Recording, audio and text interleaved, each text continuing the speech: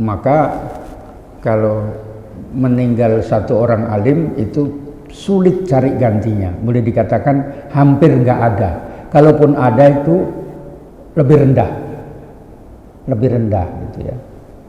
Misalnya Ustadz Munib muridnya Oka Mas'ud misalnya ya, meninggal Oka Mas'ud, Ustadz Munib bisa menggantikan, tapi nggak persis alim kayak Oka Mas'ud gitu. Ya walaupun Ustadz Munib pun nggak terima alim juga aku ya katanya gitu. Karena ya khairul qurun qarni, sumal ladzina yalunahum, sumal ladzina yalunahum, sumal ladzina yalunahum. Sebaik-baik abad itu adalah abad saya kata Nabi, kemudian sesudah saya sahabat, kemudian sesudah sahabat yaitu tabi'in. Sampai sekarang berarti sudah semakin rendah keilmuannya itu. Ini Ustaz. Itu yang ngaji, yang nggak ngaji ya tambah nggak dapat gitu ya. Waqala Syafi'i, berkata Imam Syafi'i radhiyallahu anhu, thalabul ilmi, menuntut ilmu, afdalu minan nafilati, lebih afdal daripada yang sunat ya, karena ilmu itu sifatnya bisa bermanfaat pada diri sendiri dan orang lain. Sholat sunat untuk dirinya sendiri saja.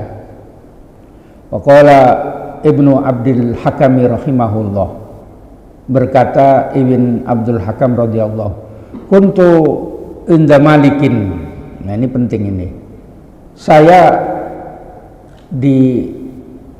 duduk di sisi Imam Malik. Aqra'u alaihil ilma, saya baca atasnya ilmu, belajar dia.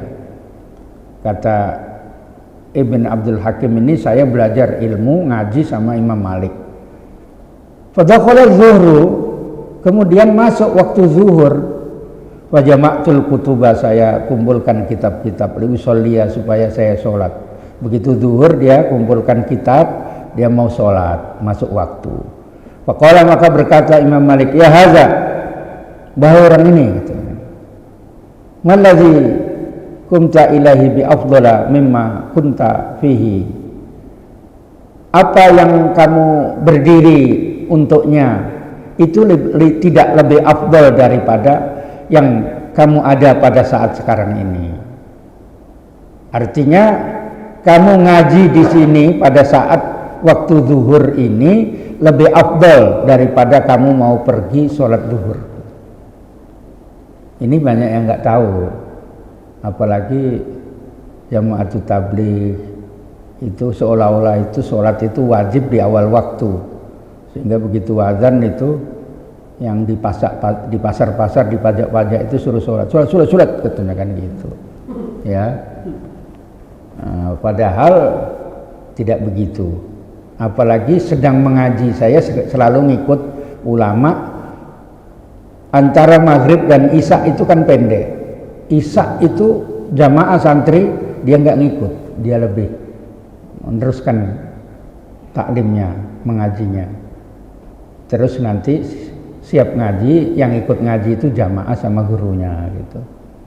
Jadi tidak langsung sholat dulu katanya kan. Sholat dulu katanya kan gitu. Tapi yang orang sini biasanya yang paling hafal saya makan dulu gitu ya. Itu dia, makan dulu katanya. Iza sohat an niyatu, apabila benar niatnya benar-benar ngaji, maka biar ngaji saja. Itu kalau orang awam yang nggak paham suka debat dikritik itu. Suatu hari Kiai Maimun Zubair pengajian di daerah Jawa Tengah bagian barat di Batang.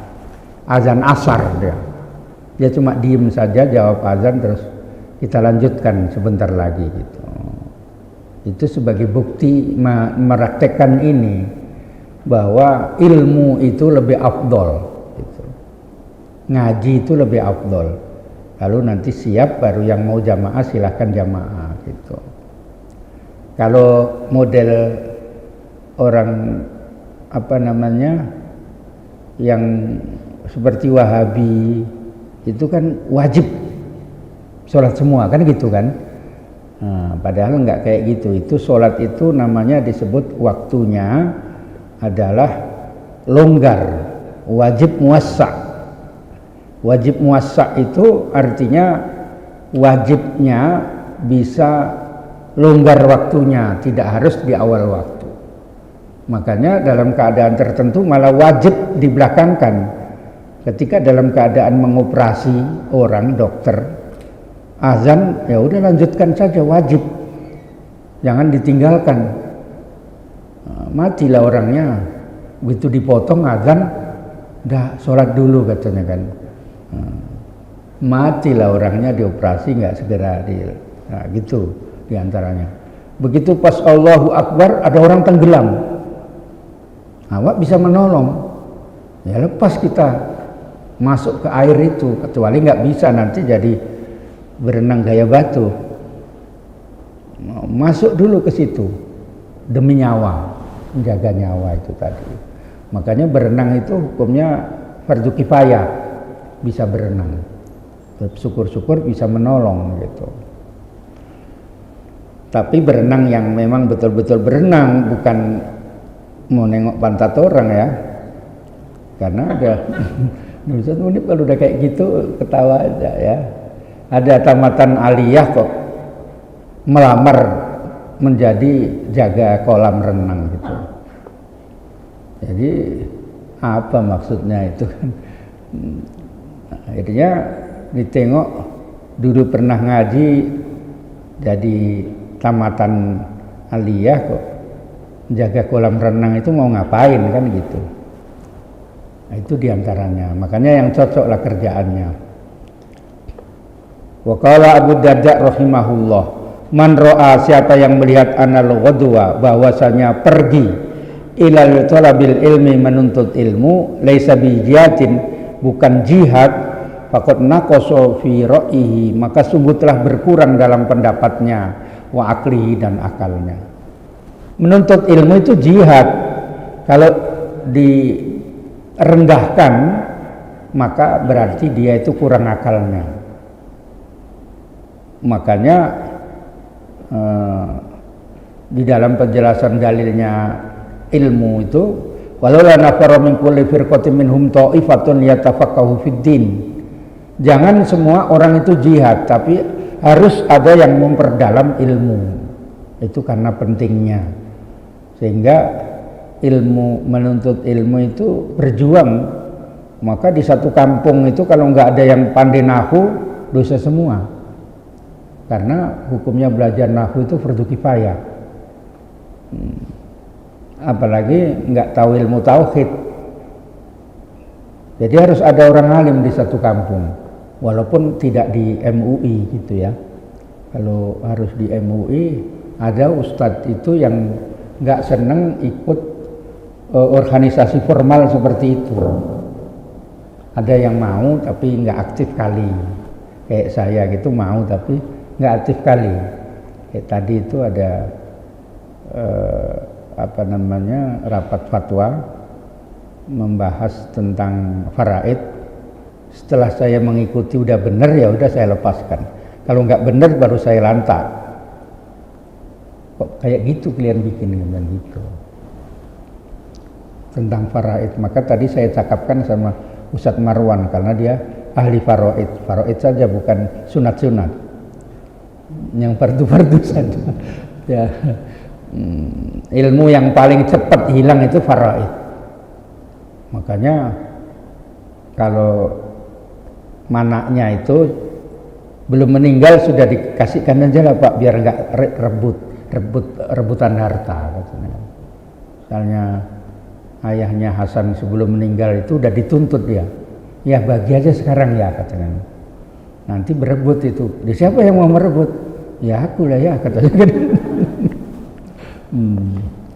Itu namanya hibah, bukan warisan, karena orangnya belum meninggal. Jadi kalau hibah itu nggak sesuai dengan faraid nggak apa-apa, kan namanya hibah, ya. Tapi biasanya zaman sekarang faraid itu nggak pada mau, pokoknya bikin rata aja gitu. Ya Ustadz Marwan, bikin rata aja. Sedangkan adiknya itu guru faraid, kakaknya, abangnya itu pun nggak mau pakai faraid. Begitu bagi warisan, tak usah aku pakai faraid ya, nggak mau aku, gitu dia. Itu memang sudah dikasih tahu ilmu yang paling hilang pertama kali itu ilmu faraid. Bukan, kalau yang maksudnya katimul ilmi itu dia diminta ngajar tapi tak mau, itu katimul ilmi. Tadi dia berarti tapi pas kena dia bagian dosen dia minta bagi rata. Kalau dia sendiri itu termasuk tidak mengamal. Iya, kalau dia sendiri. Tapi Ustadz Marwan enggak, dia patuh dia, ya. Patuh, nanti apanya pun udah nggak dikasih itu saudaranya. Nggak ada kaul anak perempuan, ya, anak perempuan kayak Ustadz Munib inilah. Ustadz Munib anaknya kan satu perempuan, gitu ya. Lalu Ustadz Munib punya saudara, si Hasan misalnya ya, sama si Habib gitu ya. Yang satu si Fatimah ya. Fatimah ini termasuk saudaranya Ustadz Munib 3. Tadi itu masalahnya kayak gitu. Anaknya perempuan ini dapat setengah, 1/2. Terus yang ini asobah, selebihannya setengah lagi itu dibagi 5. Satu orang laki-laki dapat bagian 2, satu orang perempuan dapat bagian 1, karena lidzakari mithlu hadzil unsayain. Ada pendapat yang baru yang sudah dipraktekkan oleh kehakiman MA, itu anak perempuan itu bisa menjadikan mahjubnya saudara. Jadi perempuan hartanya sama anak perempuannya saja, yang saudaranya kayak si Hasan sama si Habib ini gigit jari lah, karena mahjub itu tadi. Itu sudah difatwakan sama pengadilan. Tapi yang tadi di MUI Sumut, saya tengok yang pertama tadi pakai ilmu faraid yang masih asli, tidak jurisprudensi, tidak kompilasi dan tidak integrasi, karena anak perempuan dianggap anak laki-laki, padahal beda anak perempuan sama anak laki-laki gitu ya. Itu tadi di sekolah saya bahas sama Ustadz yang, karena di situ yang ngajar itu alim-alimnya orang di situ faraid Ustadz Marwan gitu ya, faraid saja, tapi mempraktekannya kadang-kadang lah, karena belum ada yang meninggal. Tapi dia sendiri merasa berat untuk mengamalkan sama saudaranya, karena saudaranya jauh-jauh sudah bilang aku nggak mau faraid ya. Gitu. Nah ini yang pendapat yang kedua itu yang mau dipakai sama Ustadz Munib. Saudara Ustadz Munib itu nggak usah dikasih gitu kan. Karena yang perempuan, anak perempuan itu bisa bikin mahjub yang saudaranya itu tadi, ditunjukkan ini, nggak dapat kok kan, katanya kan. Lalu Ustadz Marwan nanya, bagaimana itu hukumnya? Dosa lah, tapi nggak bala dosa, karena ada mazhabnya Ibnu Abbas, saya bilang gitu. Ya dosanya ya tidak menggunakan kaul yang asoh. Karena berfatwa harus menggunakan qaul asoh, bukan qaul dhaif gitu. Itu dia. Jadi memang sulit jadi orang berilmu itu. Makanya kalau ngaku al-faqih itu harus siap ditanya. Apalagi sekarang ini orang cuma nanya, misalnya dari MUI, misalnya tahu Ustadz Munib itu orang alim gitu. Kalau ada tip nggak dikasih, tapi kalau ada pertanyaan ditanya aja, Ustadz bagaimana ada masalah kayak gini katanya. Kalau yang bandel gitu, Lian di MUI kok nanya sama aku gitu gitu.